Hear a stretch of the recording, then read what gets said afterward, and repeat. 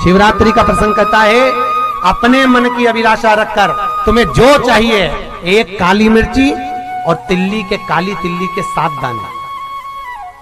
एक काली मिर्ची और काली तिल्ली के कितने दाने?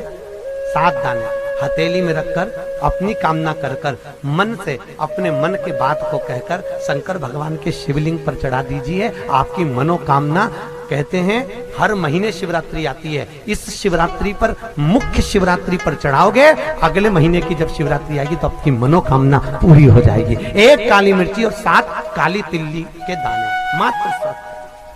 महाराज, जिसके घर में क्लेश रहता हो, बहुत ज्यादा लड़ाई झगड़े हो रहे हैं, सास बहू के झगड़े, ना बहू कुछ सुनने को तैयार ना सास सुनने को तैयार, और घर में बेचारे पुरुषों की आफत, यहाँ भाई भाई झगड़ रहे हो, सास बहुएं झगड़ रही हो, कुछ मत करिए। गेहूं की बाली को तोड़ो।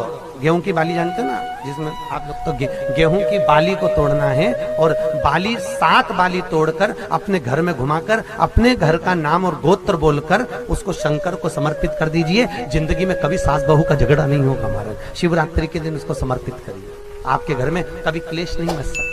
और शिवरात्रि के दिन रात्रि को 12 बजे शंकर भगवान पर एक धतूरा चढ़ा दो। क्या चढ़ाना है? जम के बोलिए जरा। धतूरा। ये शंकर भगवान को धतूरा चढ़ा दो। 12 बजे रात्रि को शिव जी पे धतूरा चढ़ाओ। आधे घंटे तक धतूरा चढ़े रहने दो और आप श्री शिवाय नमस्तुभ्यम का जाप करो। जिस शंकर जी पे धतूरा चढ़ाए उस मंदिर के बाहर बैठकर कौन सा मंत्र जपना है? श्री शिवाय नमस्तुभ्यम। फिर से बोलो, श्री शिवाय नमस्तुभ्यम। धतूरा चढ़ाकर श्री शिवाय नमस्तुभ्यम का स्मरण करिए। और जो दुकान नहीं चलती हो, घर में लक्ष्मी नहीं टिकती हो, खेत में फसल अच्छी नहीं आती हो, संपदा नहीं आ रही हो, बस उस धतूरे को लाल वस्त्र में बांधकर अपनी दुकान में, अपने व्यापार में, अपने घर में रात को 12:30 बजे उठाकर लाओ और 4 बजे के पहले उसको अपनी दुकान, व्यापार, व्यवसाय में उसको बांध दीजिए। और अगर जो जमीन फसल सही नहीं दे रही हो, उस जमीन में ले जाकर गाड़ दीजिए। आपको जीवन में कभी तकलीफ नहीं भोगना पड़ेगी, लक्ष्मी बढ़ती चली जाएगी महाराज, संपदा बढ़ेगी।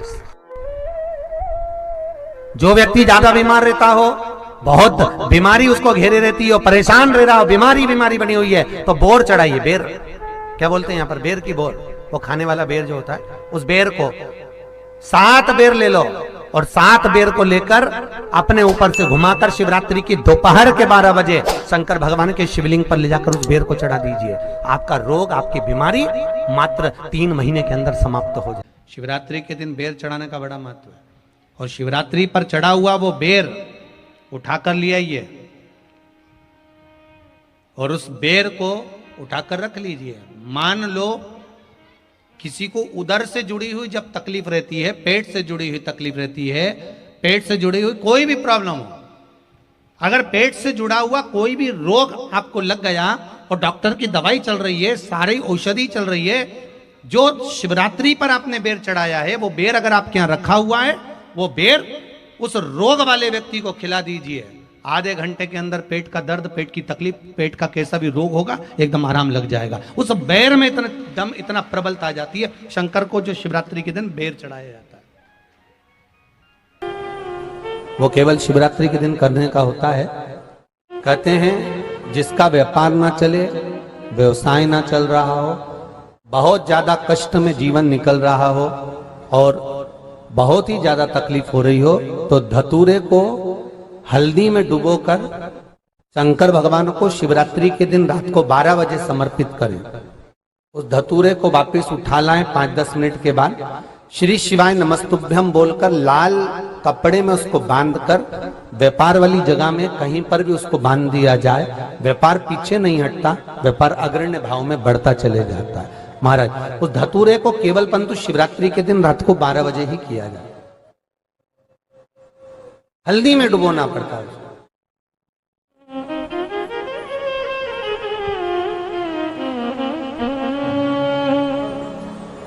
यही प्रमाण एक क्रम में और है महाराज जी। लिंग पुराण कहती है, मान लो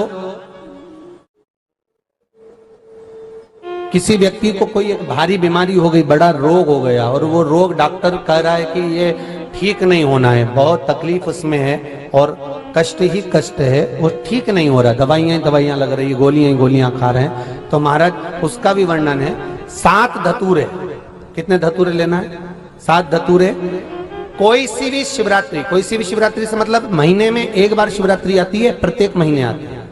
किसी भी शिवरात्रि के दिन 7 धतूरे लेकर, एक धतूरे में मौली, लच्छा, नाड़ा लपेटकर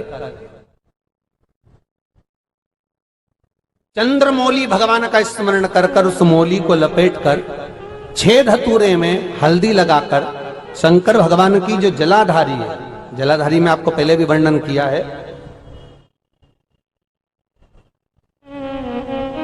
शंकर भगवान का ये शिवलिंग है, ये जलाधारी है, ये भगवान का जल निकलने का स्रोत, चरणारविंद का भाव।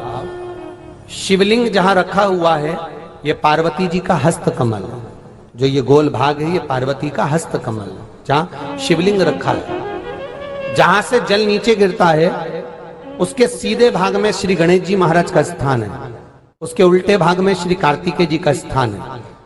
जलाधारी के सामने एक मोटी सी लाइन होती है, कहीं सांप बना होता है, कहीं स्थान बना होता है। जो मोटी सी लाइन है ये शंकर भगवान की सबसे छोटी लड़की अशोक सुंदरी का स्थान है।